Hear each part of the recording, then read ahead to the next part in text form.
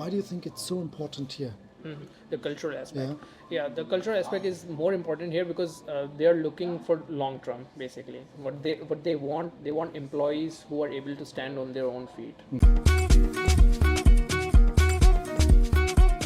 Welcome to Find a Job in Germany. We are here in Berlin, Neukölln, at a nice restaurant, as you can see, Turkish restaurant, and enjoying a snack with our coachee who made it to Berlin.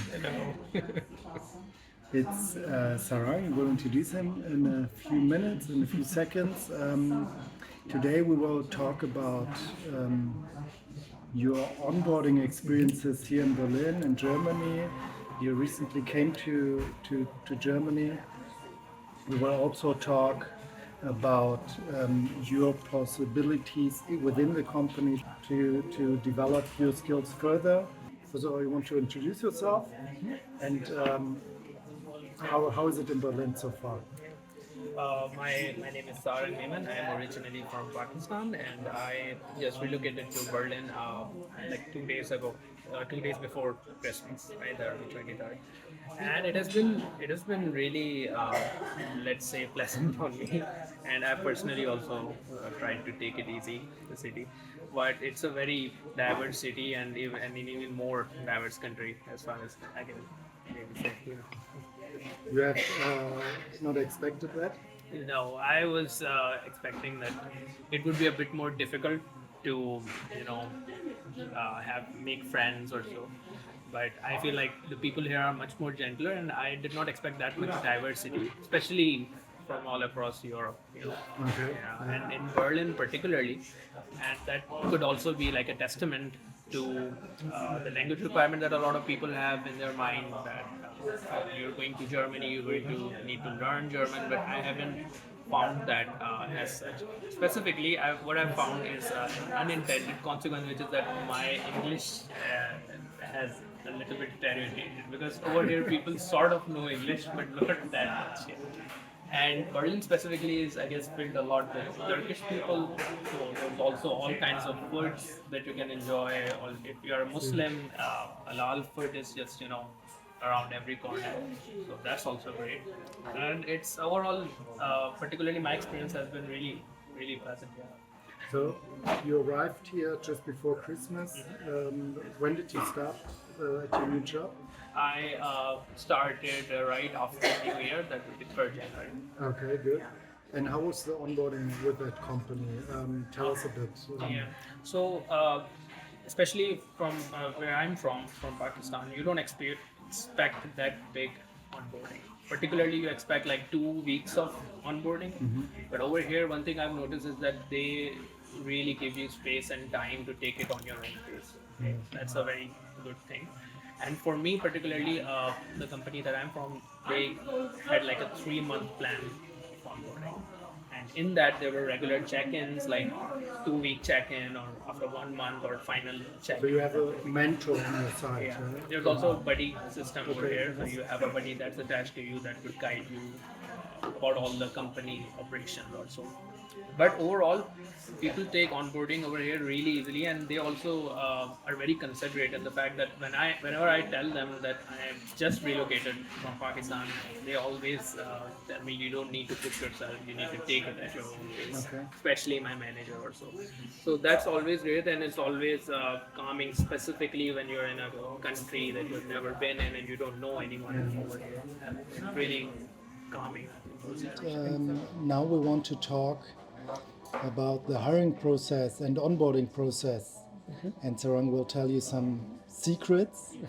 And I think it's very fruitful for you. Let's see what he can tell us. So, Sarang, before you got the job, what can you share about the cultural aspects, communication aspect when getting in touch with German companies? Okay. What would you say regarding the hiring process and looking out for jobs? Okay. So as most of the people might already know that there is a cultural evaluation that's built into most European countries, and that's the same case for Germany too. Right? Most companies have like 1 to 4 interviews. Personally, in my case, I was the unlucky one which had like 4 interviews.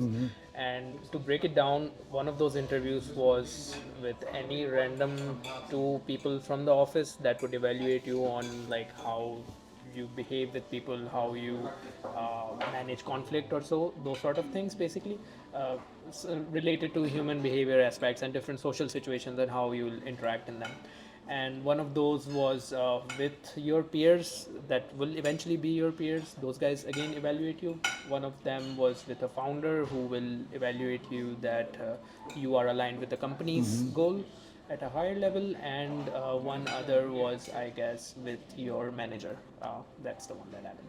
So in all of these interviews, one thing was essential, that they judge you on your communication. They judge you on how you react to certain situations, how you have reacted in past in the certain situations. So they also give you some imaginary scenarios. If you are able to like give an example from your experience, that always helps, and it also shows that you are being you're sharing your authentic experience or so.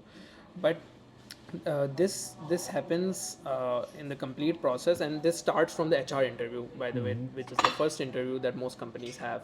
And Right. what they basically essentially want you to show is that you are able to gel in correctly with the team, and you don't have any red flags of sorts. And a red example of a red flag could be that you don't take feedback correctly, right? You take that personally. So this is a part of interview that covers the cultural fitness tests sort of for the individuals, and this is really important for a lot of companies. I would say this is more important than the technical aspect personally, because technical aspect is just the knowledge that you know, and you can eventually gain that. Companies do know that, but the Maybe just to interrupt you, like, why do you think in Pakistan or maybe also other parts, why do you think it's so important here? the cultural aspect. Yeah. Yeah, the cultural aspect is more important here because they are looking for long term. Basically, what they want employees who are able to stand on their own feet. They want employees who are not built because of their knowledge. They're employees who are built because of their habits, because of their attributes, their personality traits, or so. And these guys do realize that, and that is why they reward you for that too. Your performance bonuses, etc., are also based on your personal growth more than your contribution to the product or team. So these guys definitely know that, and that is why they put it essentially in the process. Right. And then the second part would be, I guess, after you're hired, and that part has more to do with general workplace experience in Germany, I guess. And that, in my personal experience, I found that to be really manageable, because Germans are most companies follow 9 to 5, and there is no culture of working overtime, right? And there's also a law, by the way, that would require the company to pay you if you do overtime. But this is one aspect of it, the work life balance thing. Most companies would never make you feel alienated. Your team members are probably going to be from all across Europe, like was the case for me, and that is why it's a very diverse environment that you will probably be brought up into, and you will be given space. Like most companies have big onboarding periods, especially compared to most South Asian companies. They have like 1, 2, or even 3 months of onboarding, and you can take things clearly on your own pace. And that's something that's really unique to Europe, I believe. So they definitely kick it off by giving you some guides. They help you. They assign you a buddy. That there's a buddy system in most companies as well, and they let you basically take a breath and take the complete onboarding experience at your own pace. And specifically, if you are relocating like I did, my company was more considerate about this, because they knew that I also have to like be onboarded with the culture or so, and that is why they were extremely considerate in that manner. Nice. Yeah. Okay, great. And then one thing you also mentioned just during our dinner, which I think it's interesting also for you to have the long-term perspective when you come here to Germany or before you decide to come to Germany. Can you tell us a bit more what you mean by that? And Yeah.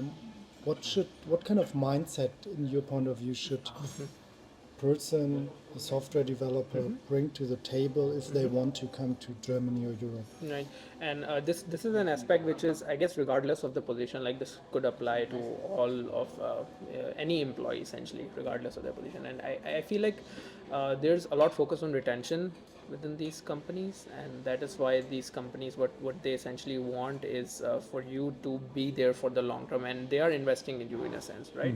Because a lot of these companies will give you a complete relocation package, right? That's money that the company is putting in for you to come over here, and they will wait patiently 3 months to onboard you. They don't want to do that if you'll just leave in like 6 months or so. So you mean during the visa process? Yeah, Until your visa is during issued? the visa process, you add like 2 months or 3 months for that too, and then afterwards, the onboarding process, you add 3 months for that too, right? So overall 6 months period, and also budget for you, and they are also going to onboard you with the culture, with all of those stuff. So basically, I guess the root point of this, or root element of this, is retention that companies want, and that is why they reward employees that are with the company 3 years or 4 years, and that's the normal. You see that normally here with a lot of people just putting in 5 years, 6 years, or 7 years, essentially making a career out of one job in Germany. So I guess that's that. But at the same time, you mentioned since you're here since now 6 weeks more or less, you changed your location on LinkedIn. So what happened?